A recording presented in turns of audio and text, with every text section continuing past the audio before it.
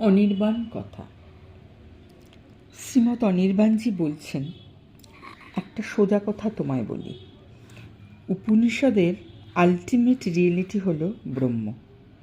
শব্দটার ব্যুৎপত্তির অর্থ হচ্ছে বৃহৎ হওয়া, চেতনার বিস্ফোরণ।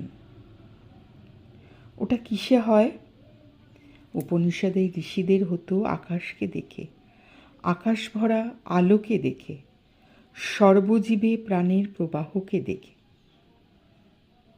আকাশ, জ্যোতি আর প্রাণ, এই তিনটি তাদের সাধনায় ব্রহ্মের মোস্ট ইম্পর্ট্যান্ট সিম্বল। আকাশকে তারা পুরুষ বলতেন না, কিন্তু সূর্যের মাঝে এক হিরণ্ময় পুরুষকে দেখতেন। ইনিও ব্রহ্ম। আত্মহারা হয়ে বলতেন, আমার মাঝে যে পুরুষ আর ওই আদিত্যে যে পুরুষ, দুই এক।